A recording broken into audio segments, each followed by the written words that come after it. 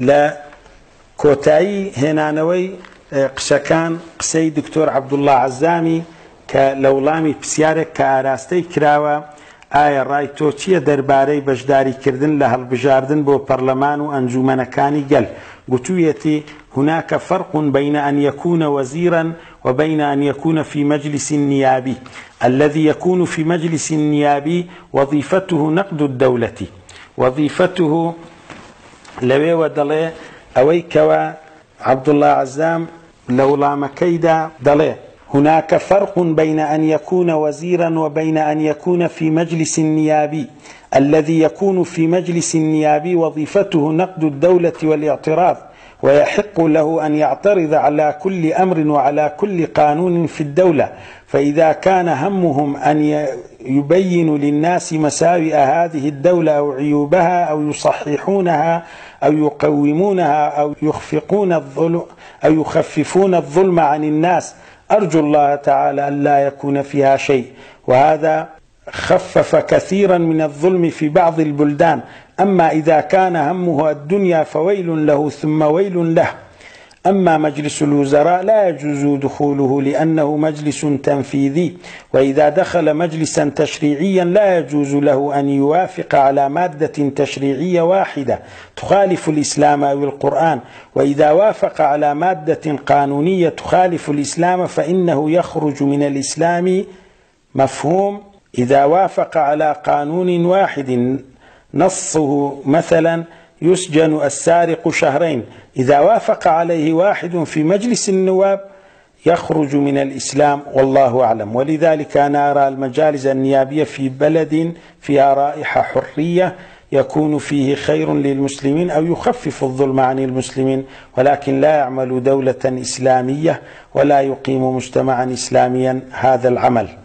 أوش كعبد الله عزام قتي قسكي أوي دري ليردا جیاوازی هي لنيوان أوي ببيت وزير لنيوان أوي ببيت أندام لأنجومني نوينران أوي لأنجومني نوينران دبيت فرمان برايتي وكاركي رخنو نارزايتي لدولة مافيتي رخنو نارزايتي لسرهمو كاريكو همو ياسايك لدولة بقريد أجر خميان بيت كخرابي أو دولتاو كم كرتيكاني بو خلشي رون بكانوا يان راستي بكانوا يان ستم لخلشي سوق بكانوا لسر يان سوق بكانوا كم بكانوا وميد كم لخواي برز هيچي تيدا نبت أولا هندق ولاتان زور لستم مي كم كردوتوا بلام اگر خمي دنيا بيتو أولا ناوچون بوي ولا ناوچون بوي بلام انجومني وزيران دروزنية چون ناووي چونك انجومني جێبە جێکردنە واگەر چووە ناو ئەنجومەنێکی یاسادانان دروست نییە بۆی کە موافق و ڕێک بکەوێت لەسەر تەنها یەک مادەی یاساییش کە پێچەوانەی ئیسلام بێت یان قورئان بێت.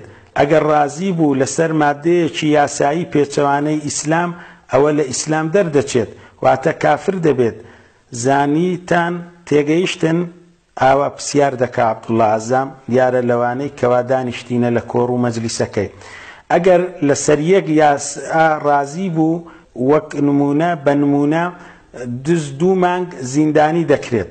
ئەگەر یەکێک لە ئەنجومەنی نوێنەران ڕازی بوو لەسەری لە ئیسلام دەردەچێت، خوا زاناترە. لەبەر ئەوەیە من ئەنجومەنەکانی نوێنەران دەبینم لە وڵاتێک کە بۆنی ئازادی لێبێت بە خەیر و چاکەی دەبینم، چاکەی بۆ مسلمانان یان ستەم لەسەر مسلمانان کەم و سووک بکاتەوە، بەڵام ئەو ئەنجومەنانە دەوڵەتی ئیسلامی ناکەن و ناین نەکایەوە و ئەو کارە کۆمەلگای ئیسلامی پێ بنیادناندرێ و نایکات.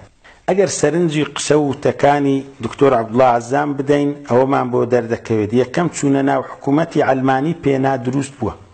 دووەم چوونە ناو هەڵبژاردن و ئەندامبوون لە پەرلەمانی بە چەند مەرجێک پێدروست بووە.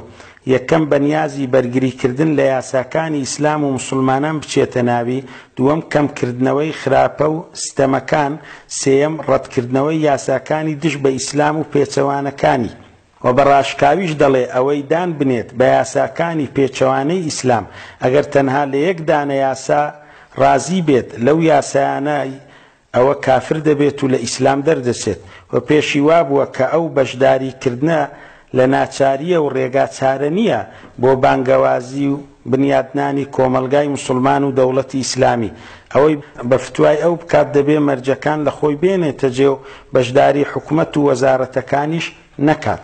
جا ئەوە دەرکەوت کە دەڵێ ئەگەر دزی لە ئیسلامدا دەستی دەبڕێ لە یاسایەکی دەستکرد و لە نێو پەرلەماندا بگوترێ ئەوە 2 مانگ با بگیرێ دزەکە، هەر کەسێک دەستی بۆ بڵندکا پێ ڕازیبی ئەوە بە دڵنیاییەوە دەڵێ کافر دەبێ و لە ئیسلام دەردەچێ پەنا بەخوای کە پەرلەمانەکان سەدان ئەو کوفریانە و شرکیانەی تێدایە و یاسایەکانی خوای تێدا ڕەت دەکرێتەوە.